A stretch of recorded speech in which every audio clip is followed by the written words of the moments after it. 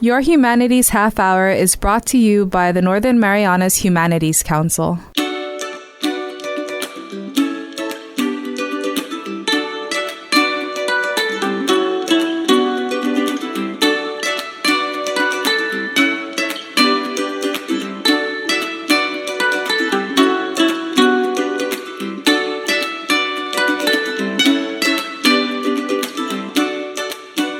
Holidays and Tiro. Welcome to Your Humanities Half Hour. I'm Catherine Perry, and today we're continuing our series called Making Marianas Home, featuring people from around the world who have moved to the Marianas to live and work.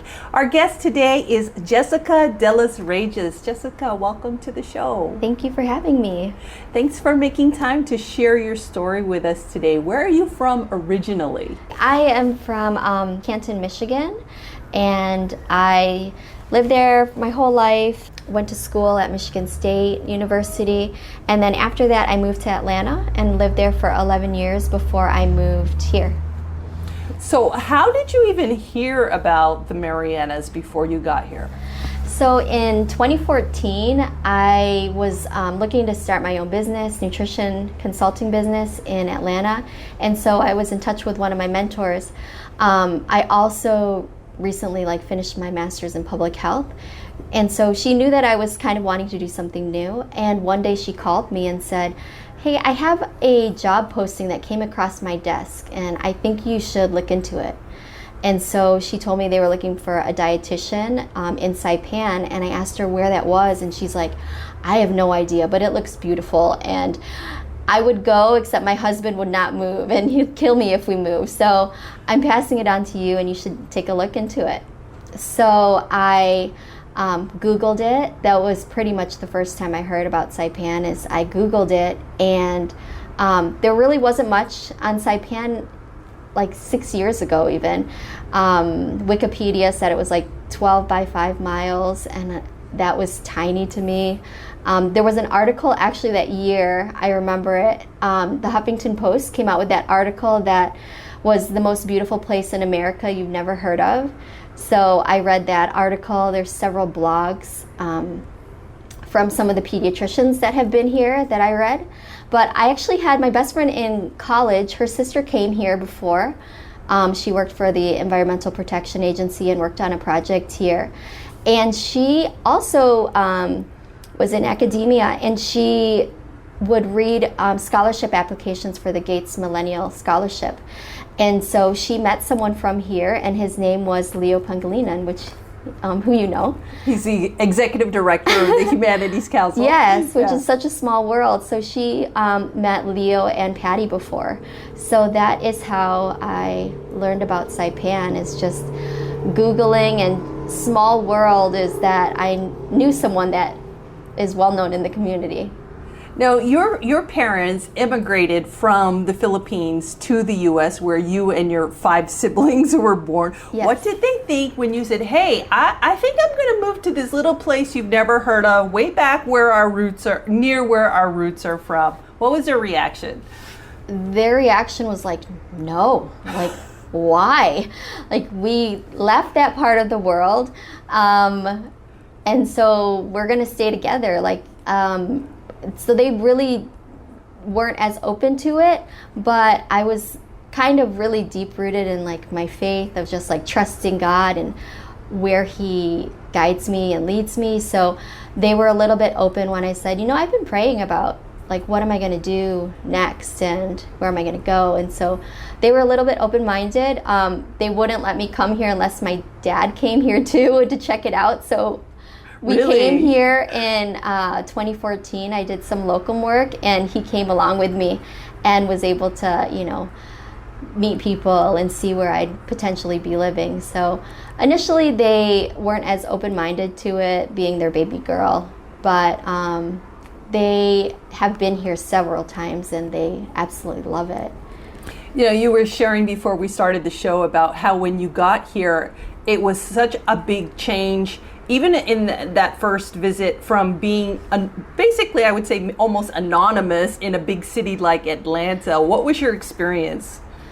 So I came here, and I was going to be a dietitian in the dialysis unit, and I would meet people, and they're like, "Oh, I heard you were coming," and they would know things about me, and like strangers. Yes, strangers, or they're like, "Oh, my cousin or my sister works there, and I heard that you're here," and I was just so shocked. I'm like, "Oh my gosh, people, how do they know things about me?" So it was a very different change to be like in a big city, and not really, you're just in a big city as another person, and kind of people knowing you already when you don't know anybody yet is kind of a little, I don't know how to put it. Uncomfortable. Yeah. Especially, for example, if you're somebody that kind of likes being anonymous and people not knowing you, and then you come to a place where everybody pretty much knows everybody, or at least somebody who knows that person. Yeah, exactly. So was it what you expected when you got here? In what ways was it, and in what ways was it not?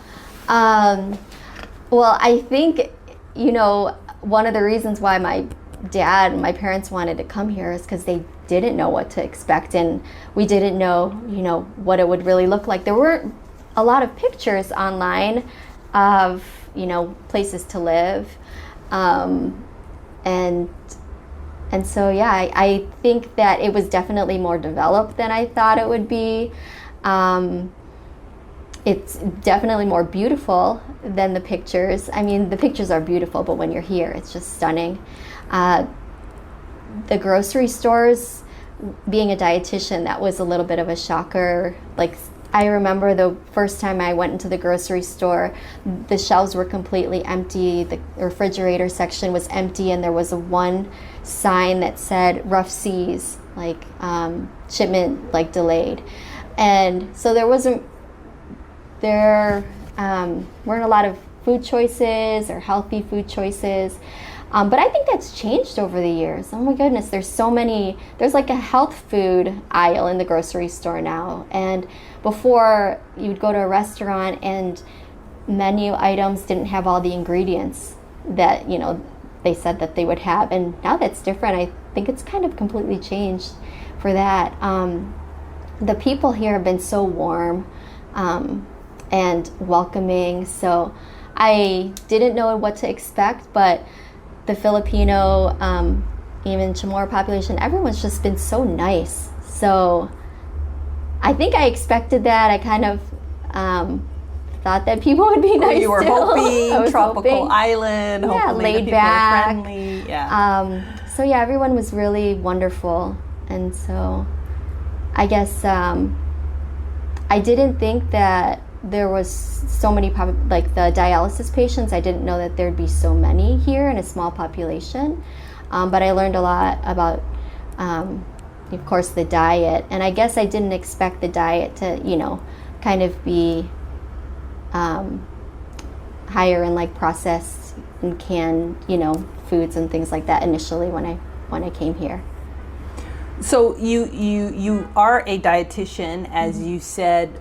Did you feel that coming here was going to be like a step forward in your career, or was it more like a decision to do more service, in an area of the country where there was more need, and how has that played out for you? So I think I've always had the position of just wanting to help people, and I've always just wanted to, as a dietitian, I've had this passion to like empower people with like the information they need to make decisions about their health, to make like healthier decisions about their health. So I've always been passionate about that. I don't think I've ever really been a person that's like, I need to advance my career, versus I want to use the skills that I've had and learned over the years to help more people. So I decided to go back to school to get my master's in public health so that I could, have other skills so that I could improve the health of the community.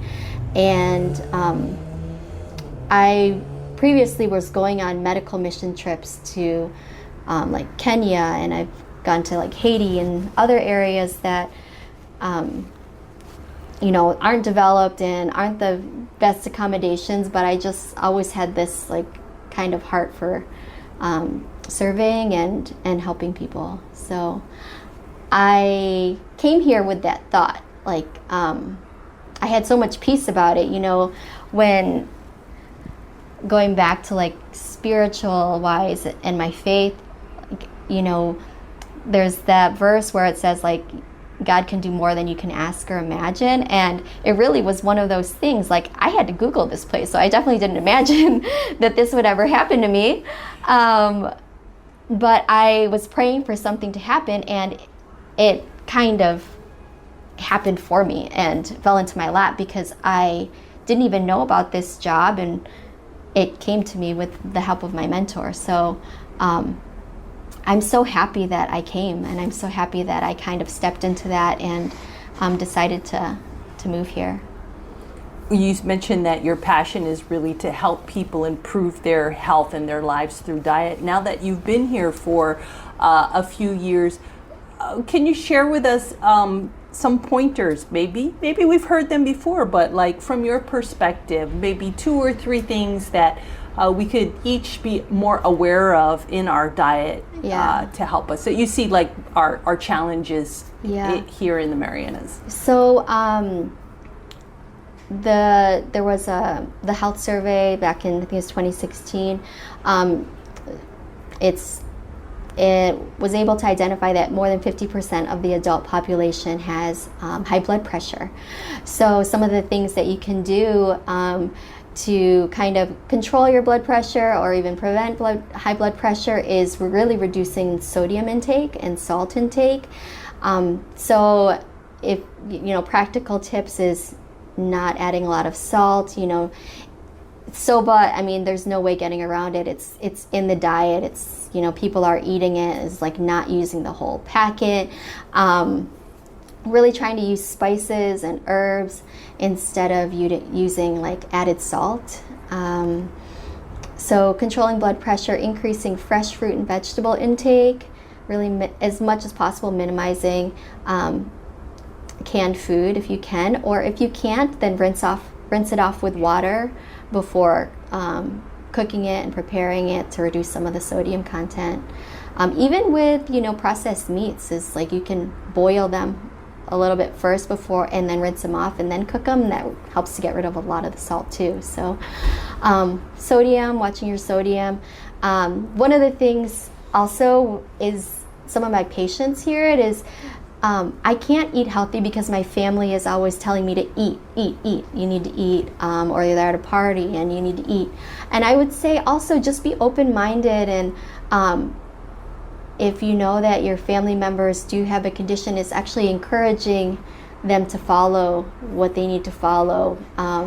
They will eat too, but I think sometimes they just need help from the family members to encourage them to follow the diet that's being laid out for them. And water, decreasing sugar sweetened beverage intake. Diabetes and high blood pressure are the leading causes of kidneys failing, and so I work in dialysis, and I'm really wanting and passionate about preventing people from getting on dialysis. So reducing sugar sweetened beverage intake is really important for reducing, limiting, preventing like higher weight gains, getting your blood sugars under control. Just like reducing added sugar in the diet is important too. Portion sizes, I think that's maybe the 4th one. Right. Stop me now. You really are into your career. We can see that. Very passionate. We're chatting today with Jessica Delos Reyes about her choice to move here to the Marianas to live and work. And we'll be back with more after this break. Did you know that you can donate up to $5,000 to the Humanities Council through the CNMI Education Tax Credit Program? Donations from individuals and corporations qualify and can be used to offset your local wage and salary tax, BGRT, and earnings tax. Call our office at 235-4785 to see how you can support humanities programs in our community and obtain a tax credit for your donation. Sizu Usmaasi, Olomai, and thank you. Welcome back to your Humanities Half Hour. We're chatting with Jessica Delos Reyes Willsey. Willsey, you are married. You do have a family. I am married. You actually have a 10-month-old daughter. Congratulations. Yes, born thank you. here in Saipan. Yes.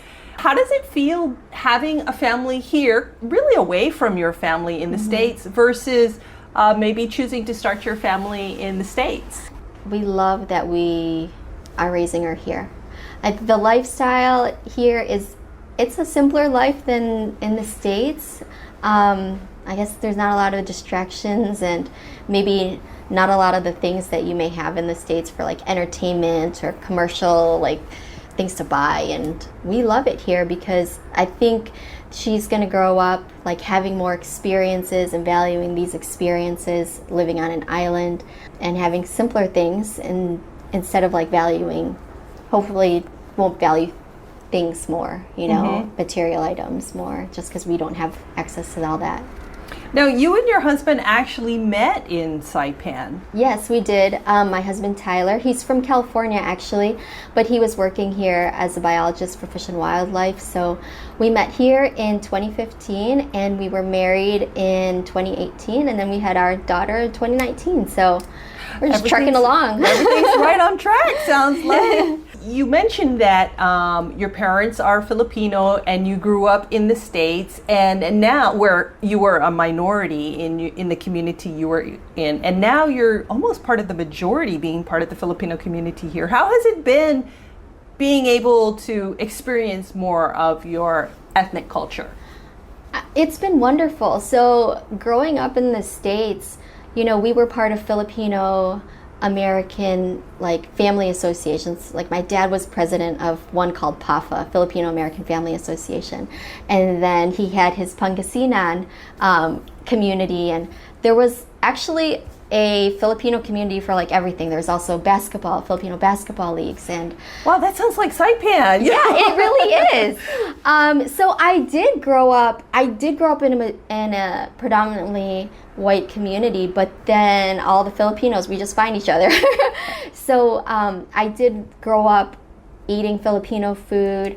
My parents, they did speak Tagalog, but I unfortunately didn't really learn a lot of Tagalog. I think my parents wanted us to, become more Americanized, and so I didn't pick up the language that much, but I learned the culture. I learned the cultural dances. I was also part of it was called PASS, Philippine American Student Society, in college at Michigan State. So I was always like learning more about my culture, and then to come here, I could relate to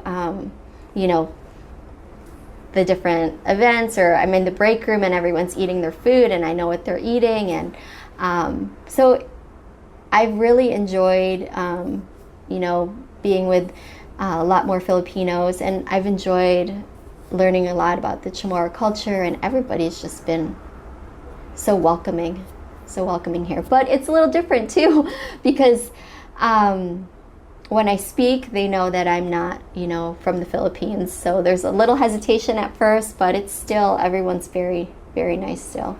So do you feel you're picking up any more Tagalog since you've moved here?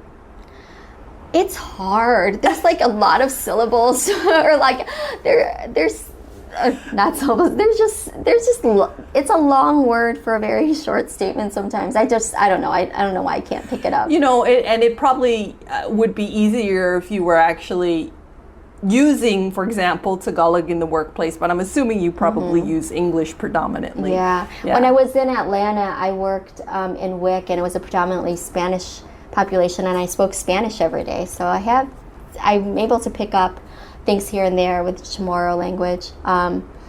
But with my patients, though, what's great is that we're talking about food and what you're eating, and I know what's in those dishes. So yeah. So I still can, it's still pretty useful too. Well, things are a little bit different now, obviously, with COVID-19. A lot of community events are not happening. You have a young child. What do you normally do to engage with the community when you're not working? Well, when you first move here, I don't know about anyone else, but when you first move here, you end up like wanting to dive into everything. Like I was part of the paddling team and went to Palau and, was going to the gym all the time at Trench Tech and, just a lot of different activities. And then now as a mom, it's harder, you just kind of hunker down a little bit, but we go to the beach a lot. We love the beach. Our baby's, she is an island baby. She's a water baby. So you'll find us at Pow Pow like 2 or 3 times after work, like during the week. We have a lot of friends that will go to the beach too. So we engage with the community there. Churches online, but also in person. So kind of still feel connected that way. We surf. So my husband grew up surfing in California, so he taught me how to surf. And so if there's any waves, we're surfing at Sugar Dock, and there's a big community of surfers. So it's kind of nice to get out still, even in these COVID times, to be out in the water and enjoy, the weather and not have to be hunkered down so much. It sounds like your lifestyle maybe has really slowed down since when you first got here, and that's a clear sign of being assimilated to Saipan culture, when you just kind of go with the flow, don't schedule too much, you don't have to fill up every hour of your day. So, yeah. I love it here. It kind of, I look back at my life before, and I was living in the city of Atlanta. I was living in Midtown, where it's a lot of hustle and bustle, and the speed limit is 70 miles per hour on a 10-lane freeway. And then here, I drive so slow. Like, I don't speed. Like, and when I go back to the States, my dad's like, "Why are you driving so slow? Drive faster." And I'm like, I don't want to drive faster. That's scary. So I really enjoy the slower pace here. And I'm an island girl now, I think. It's like, I know I'm not I don't know, I'm an island girl at heart. You're so content. You guys are stuck with me. I don't know how you're going to get rid of us. Well, what do you feel have been some of the challenges and difficulties about living in the Marianas? I think the distance, probably, it may be the hardest for me, having such a large family back home, and having a daughter. We want her to be able to know her family. That's one thing I'm very envious of people here, is families are so huge, and even they have family compounds where everyone can kind of be together and grow up together. All the cousins are, really tight. And so I think that's a challenge living here, is just that, we have fewer airlines and access to getting back home. And especially with the pandemic right now, it's really difficult to make a wise decision on whether you go and see your family, and you're missing them. But thank goodness there's FaceTime and video chatting, or else living here would be a lot harder. And I think there's a transient nature to Saipan. A lot of people come and go. So I've made a lot of great friends over the years, and there's been a lot of them that have moved already. So that's always tough when someone moves off island. But everybody's just been so warm here still and welcoming, and I think the heart of Saipan, it's hard to leave. It's hard to leave such a wonderful place. So yeah, I guess those would be the main challenges. The work-life balance is different here than in the States. I think there's more hustle and bustle. I was spending an hour and a half on the way to work and on the way home, and so you're in the car more versus here you can get places relatively quickly. So I think that's a better work-life balance here. So I don't know, when I think of the challenges, I think it's pretty wonderful to live here.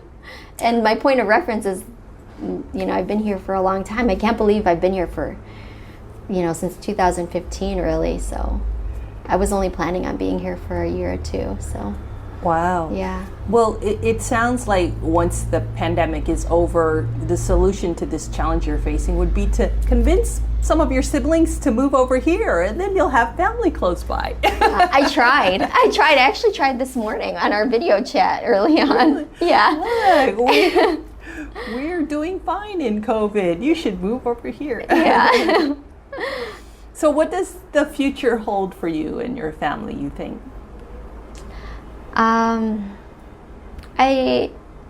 My husband loves his job here, and I think we are going to be here for a while. I mean, my daughter, she is going to Brilliant Star Montessori, and they have a great program there and a great school community, and it's a wonderful place to raise a family. There's a lot of people with kids, and we have a lot of friends with kids, and everyone looks after each other, and even watches everyone's kids to make sure that everyone's okay. So I think it's a great place to raise a family, and so I think we're going to be here for a while. And there's a lot of work to do. With chronic disease, it's hard to move the needle. It takes time, and I really hope that we can make the health of the people better here. So I think we'll probably be here for a little while longer. My husband actually, I think he's going on his 10th year next year. Oh, okay, so great. It's a long time to be here, so it's going to be harder for me to get him to move. I do agree that the islands are a great place to raise a family, and it sounds like you've really assimilated well, and things are going well for you here, and we're so grateful to have you as a part of our community, and for your contributions that you're making towards better public health. Any final thoughts before we go? I just want to say thank you. I think for you guys for having me here, but I've lived here since 2015, and I'm just so grateful for the community for welcoming me, for CHC for bringing me out here. My patients have been wonderful, my coworkers, the friends that I've made. They've really made this place feel like home, and the experiences and memories I have here are just so valid, so cherished. So I just thank you to everybody. Thank you to the community for being who you are, and Sizu Smasi. Oh, you're so sweet. We've been chatting today with Jessica Delos Reyes Willsey about her experience moving from the U.S. to make Marianas home. Thank you, Jessie. Thank you so much. This has been Your Humanities Half Hour. I'm Catherine Perry.